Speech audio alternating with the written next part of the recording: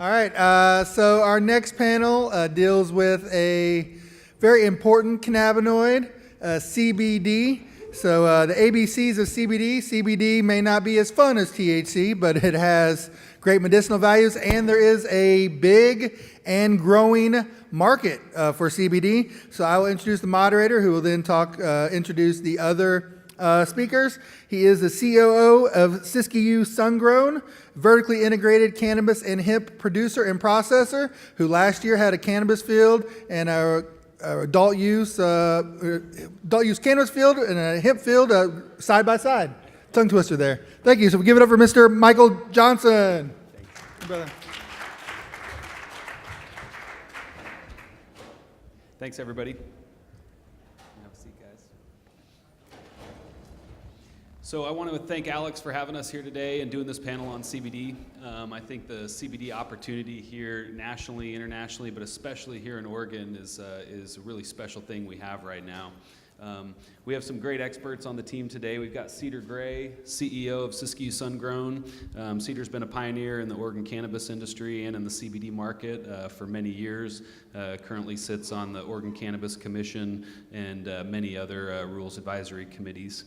Next, we've got Justin Tombe with Phytonix. Phytonix specializes in CBD hemp seed breeding, genetics, and they're a real pioneer in Southern Oregon who's been working to sell genetics and cultivate genetics for companies all around the country. Last, we've got Aaron Pelley with Cultiva Law. Aaron's a hemp CBD cannabis specialist, lawyer, litigator. He's based out of Seattle, but grateful to have him here for the legal perspective on CBD. As many of you know, the opportunity with CBD is massive, but there's a lot of confusion around this compound. Depends on what lawyer you ask, what expert you ask, and often you get a different answer based on what you can do, what's legal, what's not, how you can do it, where you can send it, where you can grow it. So I'm hoping that we can give you just a rough outline of how to get into the market, how to approach it, and some basic do's and don'ts. So first, when I research CBD, it's clear that there's a lot of confusion around, is this even legal on a national perspective and an international perspective? So Aaron, I wanted to know if you wanted to jump in and maybe answer that question. Is CBD legal on a national level? Yeah, I knew you were going to ask me that question. It's an interesting question, and it's one that no real attorney wants to put their name on in its entirety. So it's about as unclear as it could be. We have competing agencies, including our Congress, who's essentially attacking the purse strings to prevent the Department of Justice and from doing anything as it relates to the Farm Bill Act. But the Farm Bill Act itself was recently, this was just a few months ago, went to the Ninth Circuit, where they were asking for some clarity, the same kind of clarity that they asked for several years earlier, and got some clarity. And what the Ninth Circuit came back was a procedural motion, or a procedural action that said that they had lost on their failure to present this during the comments period. So they were barred from pretty much bringing this action and getting this clarity. But they still threw some clarity in there anyways, saying that the Agricultural Act did preempt the CSA, which is the Controlled Substance Act. So that was really good news, but then the bad news was that it was an unpublished opinion. It doesn't have the force of law. They literally put an asterisk next to it saying it was a memorandum. So there is an opinion out there that says that it is, but we keep getting a lot of really negative feedback from the DEA and the FDA saying that it's not. So it's about as clear as mud. Thanks, Aaron. Yeah, it's that's a similar answer I've heard from other attorneys. It's frustrating that we don't have more clarity, but what's clear with Cedar and with Justin and many other companies here in Oregon, they are having a lot of success with CBD grown in state legal hemp programs. One question I get asked a lot is, what's the difference between hemp and cannabis, and when CBD's involved, like what's going on here? Where's that line drawn? Didn't know, Cedar, do you want to give us just a little historical background? Yeah. Okay, so there's multiple definitions of hemp.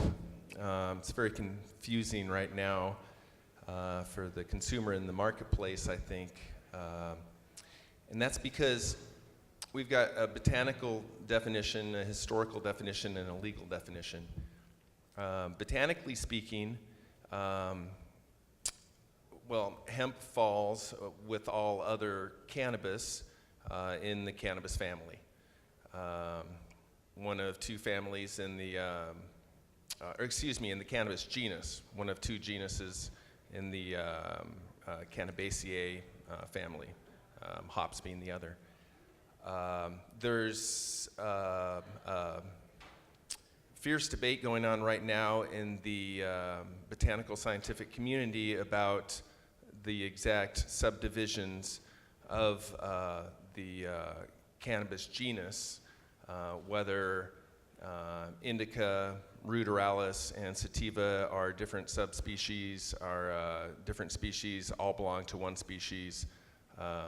So that's a current debate, but what's clear is hemp and all other forms of cannabis fall within the cannabis family, and most of the variation that we see in cannabis plants throughout the world is due to thousands of years of human cultivation, local natural selection pressures combined with humans choosing the cultivars that they wanted to propagate. And so over the centuries, that's given us a vast array of diversity within the cannabis family. So that comes to the historical definition. Historically, hemp most recently has come to refer to the cultivars of cannabis that were chosen for fiber production. And those cultivars had specific physical characteristics. Now, however, all of that has been muddied by the legal definition. Here in the United States, it was started by federal regulation. It's been mirrored by most states, where hemp is a cannabis plant that's certified to be less than 0.3% THC and is grown under the proper regulatory framework. So it has nothing to do with historical use or botanical definitions.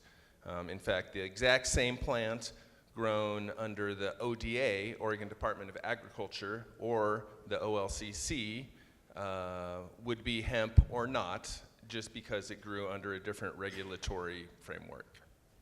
So that is the somewhat murky answer to what is hemp. Yeah. Interesting. You know, we know there's a huge market for CBD products within the medical cannabis systems of different states, within the recreational system here in Oregon. We at Siskiyou Sungrown sell a lot of CBD products in the recreational cannabis system, but now we have this national marketplace, an international marketplace that's starting to explode with CBD products. Everything from, you know, vape pens and capsules to putting it into different food products, and I think the trends are really interesting. I think, Justin, I know you've got some insights. You were just at a show down in Anaheim, and I'm just curious what your thoughts are on like the evolving trends moving forward with the CBD marketplace. Sure.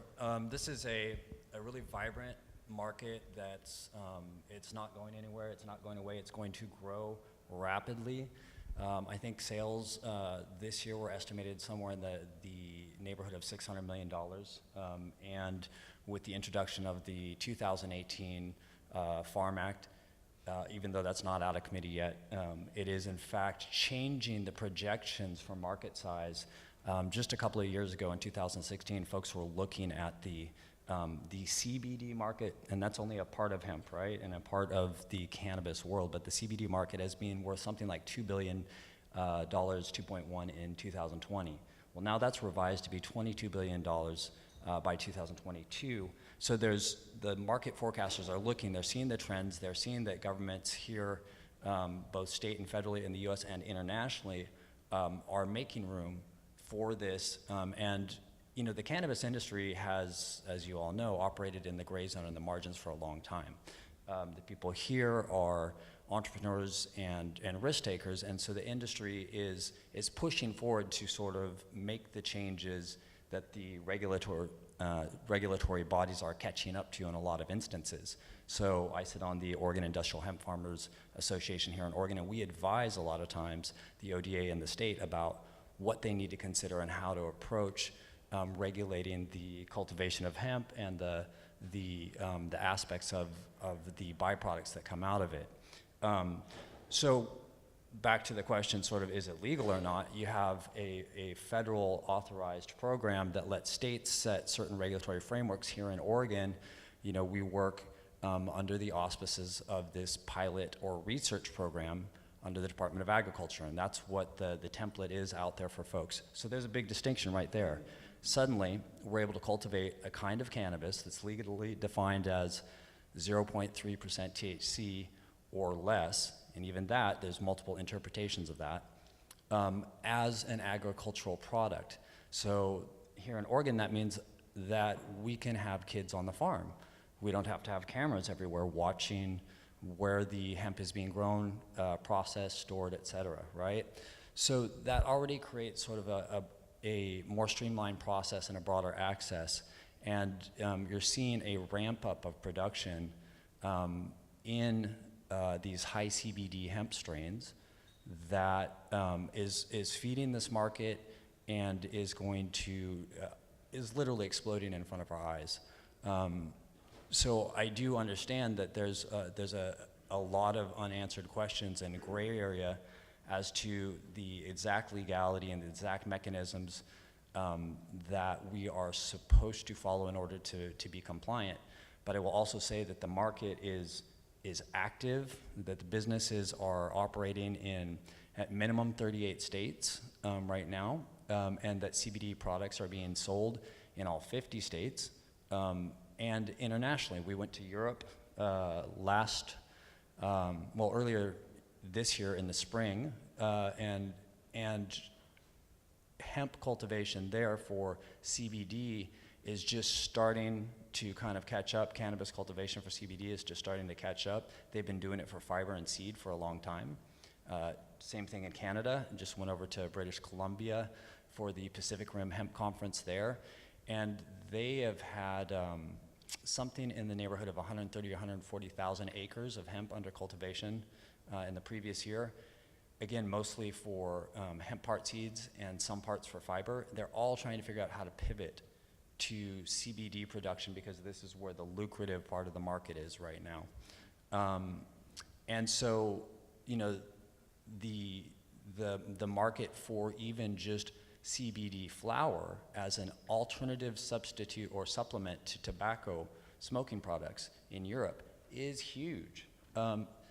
So it's a big market. There's a lot of different ways that you can participate in the market if you're involved in the whole value chain, right?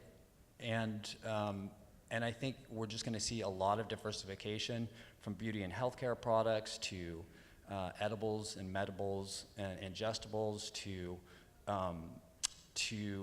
again, a more standard smoking market that is all happening parallel to the existing cannabis markets and infrastructure that we're familiar with. Awesome. Yeah, I mean, the potential is just, it's amazing. It's really exciting to see all the myriad of products that are happening, all the markets that are opening up. It's clear, though, that we need support from our governments, both state and federal, to be able to expand this market. And there's a lot of rumblings right now in the CBD industry about the hemp bill, or the farm bill that's coming up here in 2018. That's a huge bill. I don't even know how large it is. It encompasses all sorts of agricultural issues in the United States. But I know it's going to affect the CBD market significantly. Aaron, are you able to give us a little update on the farm bill and where it's at and how that might affect the CBD hemp market? I made a joke by looking at my watch earlier because it seems like we do have a kind of a pending deadline in terms of that coming out soon by the end of this month. Mitch McConnell's behind it on one side in legislature, so most people believe it's going to go through. Whether that's a good thing or a bad thing kind of remains to be seen.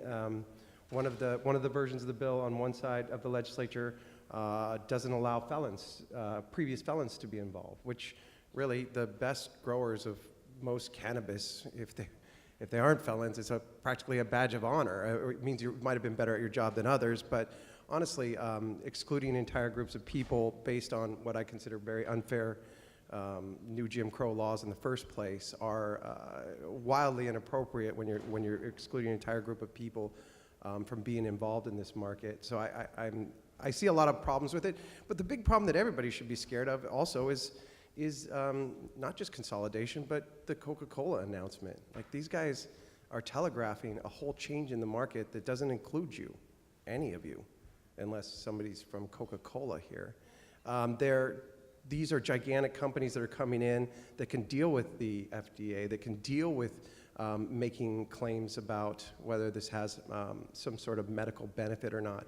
And so every day, in some ways, I look at this similar to what I saw in Washington when we had medical marijuana, and that we have this diversity of people that are involved in the CBD market that think that it should be free. There's people that think that it should, that are activists that are involved in it. There are people that are capitalists that are involved in it. But that diversity of opinion means nothing to the people that would move this forward, because they worship one God, and that's money. And so we all have something to kind of be afraid of, because we have this mom and pop sort of effect going on that is questionable whether it will survive something that's going to be consolidated under the federal government. One of the versions of the Farm Bill Act requires that the federal government does approve any state program before we're involved, before we can actually implement that state program. So again, another fear could be similar to something that the government does all the time, which is they create a bill, they write something, and then they don't fund it. I don't know that that'll happen or not. There's a lot of, I consider, heavy hitters involved in this industry that want to see that bill go through and push forward and see it funded. So, but like I say, I look at it with some, at least a measure of skepticism for what happens next. Yeah, interesting. You know, CBD is just, it's a compound, right? It's a cannabinoid, so you can grow it in many systems. Cedar was one of the very first people that I knew that was growing CBD-rich cultivars and making CBD products in the Oregon medical marijuana program, and then transitioned and began doing that in the recreational cannabis program, and is now doing so in the hemp program. I'm curious, Cedar, maybe you want to talk about what would be the advantages of going forward with your CBD products in the Oregon Department of Agriculture hemp program rather than in those other state license programs that you have experience in? Yeah, there are multiple distinct advantages.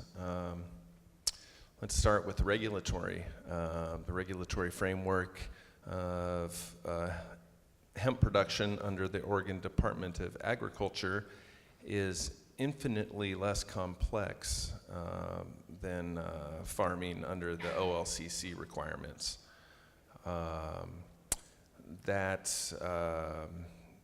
Reduced complexity translates to,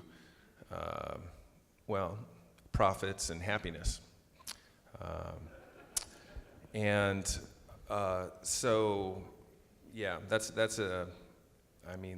a huge benefit right there.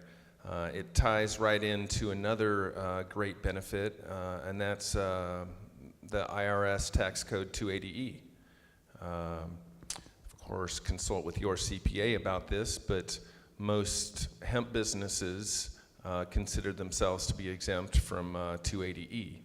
280E is a tax code which denies cannabis businesses most write-offs, resulting in a very hostile business environment in which it's challenging to turn a profit because most of the profit is taken by the IRS. Comparatively speaking, a typical business run exactly the same way that's not subject to 280E might have 4 or 5 times the profit. And let's move to the marketplace here in the Oregon cannabis market. It's not news to anybody here that the market's flooded and prices are at an all-time low. That's good news for consumers, consumers and patients, so I don't want to deny that fact. I think cannabis and hemp products should be cheaper and cheaper forever for everybody. So that is a benefit.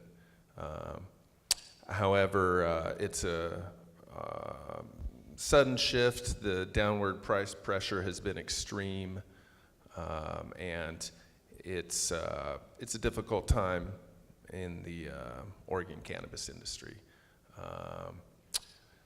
Export, which has been discussed on other panels, is the silver bullet which will cure those woes. But we don't deal with that at all on the hemp side.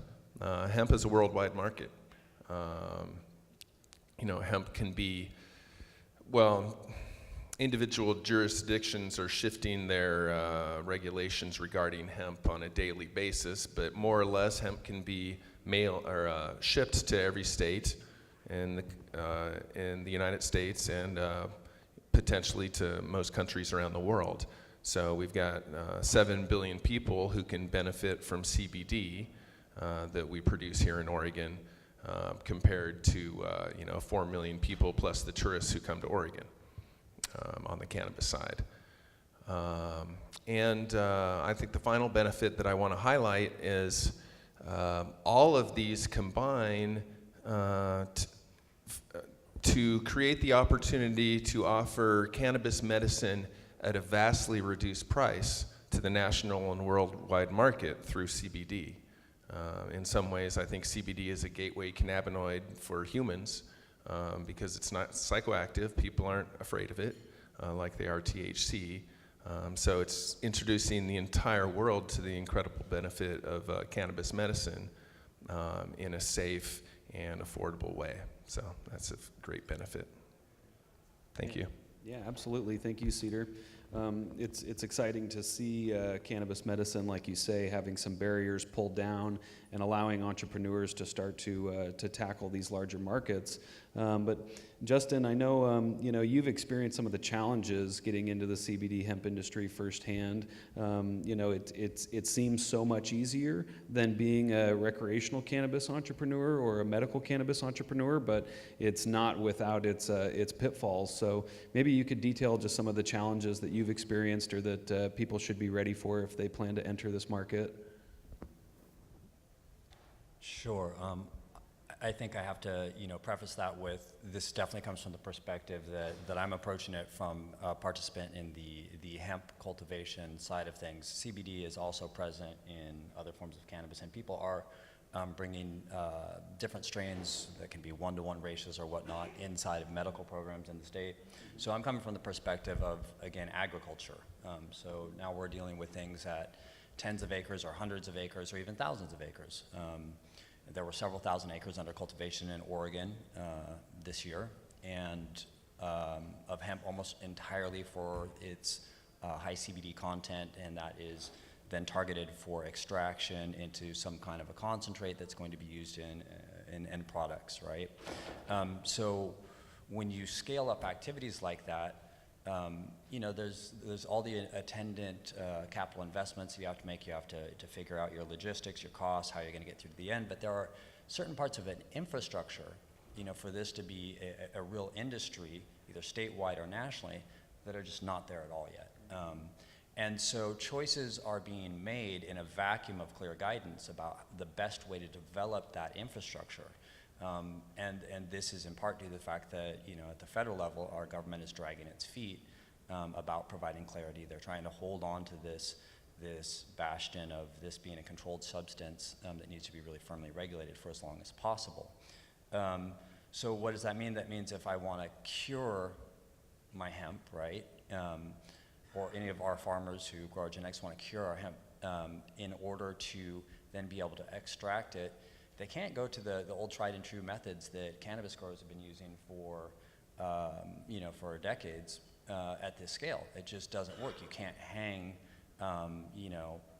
50,000 pounds of dry weight hemp in a little space and expect that you're going to be able to handle that on a logistical level. So whether it's from the front side end of planting, irrigating, cultivating, to the backside end of harvesting, whether to do that, mechanically, and what kind of equipment is available out there, and then how you're going to dry, cure, process, transport. All of that infrastructure is still really in nascent forms of development. So a lot of people have put hemp in the ground and then had no clue what to do when it comes to fall and the rains are starting to fall, and they're trying to figure out how to get their crop off the field. So it does take a lot of forethought and careful planning. The other thing that, we're involved directly, Phytonix, with breeding.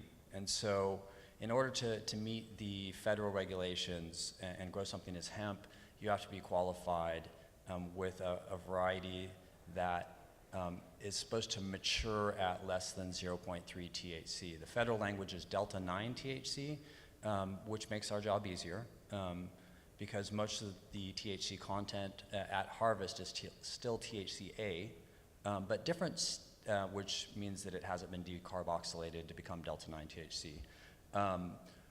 But there are some states, Kentucky, for example, which is another, center of a lot of hemp cultivation right now.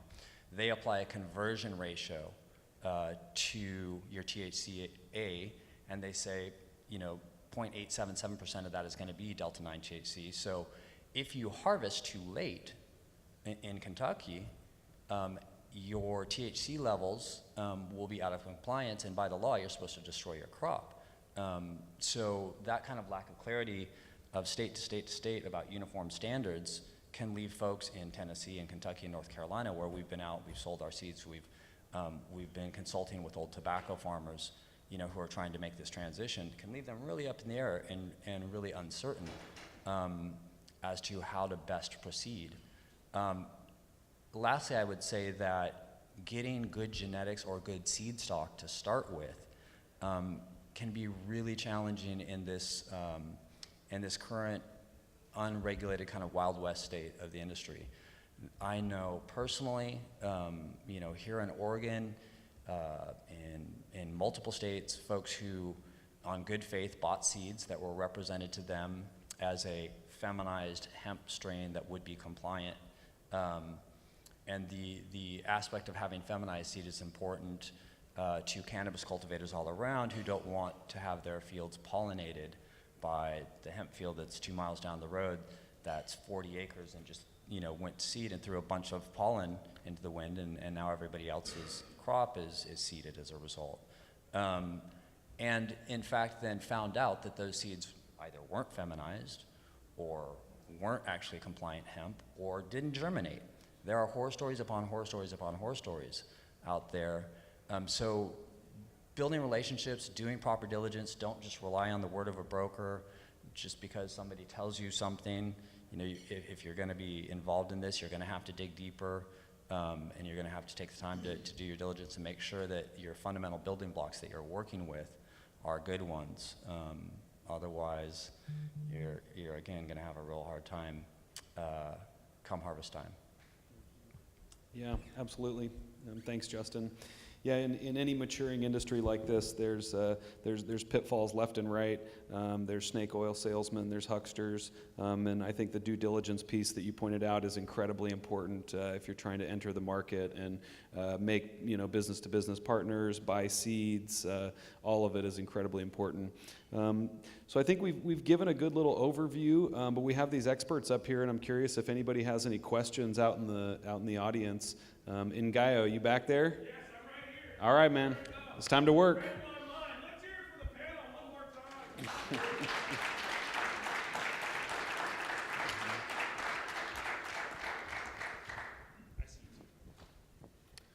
Hi, I was wondering, I assume that you guys heard about the DEA rescheduling 0.1% THC CBD products so long as they have FDA approval. That just took place yesterday. And I was wondering if you could speak to what effect that has. How hard is it to get FDA approval? What does that look like? Do mom and pop growers have a chance at making that happen? That's a doozy. Who wants to tackle that one? Well, I'd only say that, well, I guess it depends on what kind of mom and pop you are. So, for example, I have a client that's in the tobacco industry, and one of the things they do is they get cigars through. And so if you want to do a cigar that's this tall and go through that entire process with the FDA, it's $15,000. And if you want to do a cigar that's exactly the same, but it's just slightly shorter, it's still $15,000 and up to about 45. So, and then just dealing with the FDA itself and the attorneys that deal with it, I mean, I can't speak to that. It's like asking your mechanic to take out your appendix. Probably not the right guy to do it, but I can tell you that it's expensive, it's arduous, and it's going to take a lot of people out of the market if that's what they have to do. Strangely, most people don't really care what the DEA says, and that has a lot to do with the Appropriations Act, which has been kind of mirrors what's been going on with marijuana itself, which is we've got the Congress, legislature collectively saying, you can't do anything to any of these people because we have a hold of your purse strings. And so long as these people are compliant with the Farm Bill Act and the provisions within and their state laws, you can't touch them. And so you have that at least for a couple more days. So hang in there. Did you want to add to that? Maybe just in the sense that, you know, this is not meant to obviously encourage access or make it easier for the mom and pops operators, right? In the same sense that Aaron was talking about, consolidation is coming to this industry. The FDA and the DEA are sort of gatekeepers to try and keep the reins on as long as possible. So this is my opinion. So that the giants in agribusiness and in big pharma can be positioned to capitalize when the regulatory framework allows, right? So the DEA research licenses are typically with universities. They're very difficult to get. So they want you to partner with an existing university, and then the IP rights that often that are part of those deals, the university wants to have a piece of that. So that's one way that they sort of keep a clamp on. And again, yeah, this is a very expensive processes that typically you have to be a really well-capitalized business to be able to go through to get these kind of approvals. But I would say that, you know, on at least an initial reading of the versions of the Farm Bill 2018 Farm Act that we see that there is language that really does provide some clarification in terms of, you know, our ability to access, take things to market, derivatives of hemp, beyond just seed and stalk and fiber now, clearly not, you know, no longer being part of the Controlled Substance Act.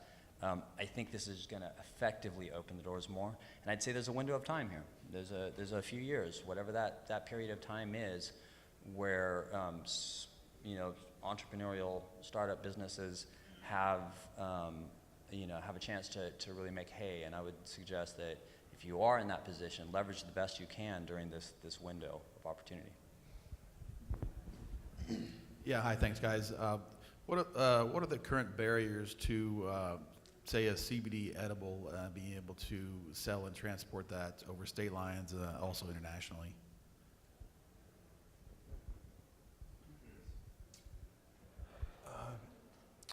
Export across state lines, regulations are evolving rapidly, but currently it's pretty much a green light to export across state lines, but that depends on the jurisdiction that you're exporting into. All of the hemp has to be certified as approved by the originating state's hemp program, and because regulations are always changing, for example, California just banned CBD in food products. So you know, it was all of a sudden, it's a tremendous hit to all those companies who were depending upon that supply chain. But so individual jurisdictions are changing their regulations rapidly, but in general, interstate commerce is open in the United States. Yeah. For CBD, for high CBD products or CBD only products, is that what you're saying? Yeah, and just to hop in there, speaking from an Oregon entrepreneurial standpoint, you need to have a permit from the ODA. If you're just talking about making that edible, you'd want your ODA hemp handler's permit, and then also you'd want a commercial kitchen license. If you had those two things, and if your end product was below 0.3% THC and tested by a certified Oregon laboratory, that would be a legal CBD hemp edible. Just to add how goofy that is, in Washington, if you want to put hemp into a product of any type, and you've grown that hemp in Washington State, you have to be licensed in Washington State. But if you brought some CBDs or hemp from out of the state and put it into a product, there's no restrictions whatsoever because we removed it from Schedule 1, so under state law. That's only to illustrate that legislature is trying to catch up with their own rules. And so there's these swinging gates, like you were talking about with California, where it's like they were letting everything in, and then there's this knee-jerk reaction of going the other way. And so we have to be a part of that conversation and kind of good citizens. If you're in this market, you kind of have a duty to be down there in Salem and at those meetings and at those discussions about what's going to happen with these things and be responsible for being a part of that. There's things going on with CBD that nobody wants to talk about, like when you make a concentrate, what happens with the THC? People don't talk about it because there's other things going on, but the truth is that if you sit and continuously concentrate something, there's a concentration of THC as well, and nobody's talking about what we're doing with that. And so if we don't want this knee-jerk reaction because some legislature starts up with what about the children, then you need to be involved to avoid it. All right, one more question, I think, and then we're going to break for lunch. Yeah, hi. My question builds on that a bit further. I extract oil now and have had a lot of market demand from growing sizes, bulk level people, commercial, operations wanting to put it in their microbreweries or what have you. And so I'm curious how you see, when they ask me, say if I'm going to Ohio or something like that, and they ask me that question, they're like, okay, so we're going to put this in our product. What are the legalities of us putting this into our product and distributing it locally within our population? I don't know if there's an answer for that, but I get asked that all the time. So, You want to take that, Aaron? I would only say it's really up to your lawyer and their lawyer to figure that out. And they'll write the memo, and they'll charge you accordingly. I mean, it's really, and the problem with it is as I was saying earlier, it's state to state. It varies. We've got 38 states that have rules on this and a bunch of others that don't. As these guys pointed out, it's in every state, no matter where we go. Where are they getting it from? How are they doing it? But lawyers write memos, I think, that kind of give them and their clients the kind of coverage that they need so that they can move forward and do these things. Have you heard of anybody being prosecuted or items confiscated to date yet? I think both. Yeah, that's the joy of being on the tip of the spear, baby. So. Yeah, brick and mortar establishments are under higher risk because of their physical location. Online commerce, check with your lawyer.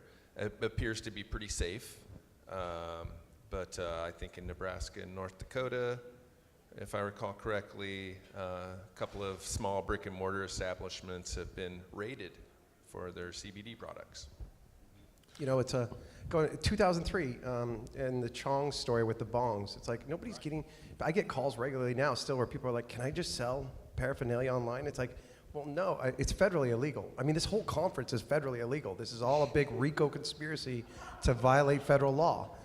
So it's a question of where your risk levels are in doing this. And then, like you were saying, it's be the change you want to see. So, I always say only break one law at a time. But really, more to the point, it's like if we're going to do this one thing, and this is what we're doing, then show the world how to do it right. And that's the best I can do with that. Okay, thank you so much. One last question for real this time because he was very patient. So we're going to do one more question, and then we're going to break for lunch. Here we go. Hey, guys. I think I've probably met all of you at some point in time.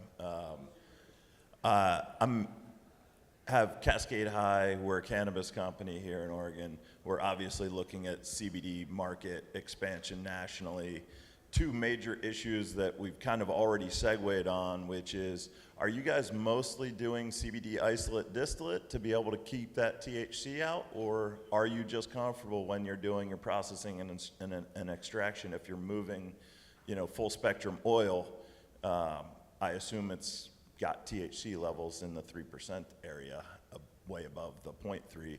And then second question, probably Cedar for you more than anything else.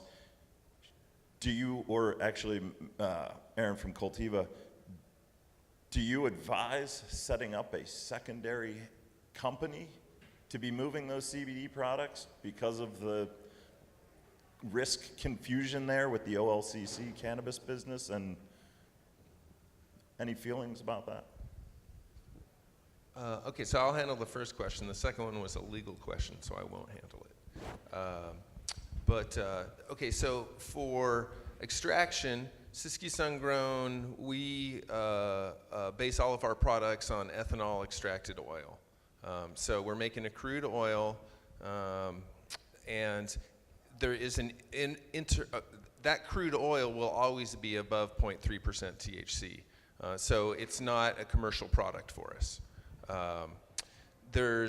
That's one of the many gray areas of the law, is this intermediate step where the concentration occurs and then it's formulated into another product and diluted below 0.3. That's a gray area, so there's no concrete answer then. It's check with your lawyer.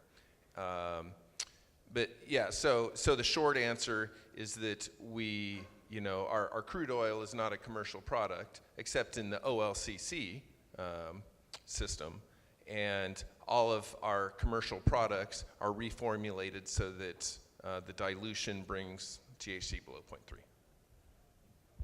All right, thank you. Thanks. Thank you. Thank you very, very much. Let's hear it again for the panel.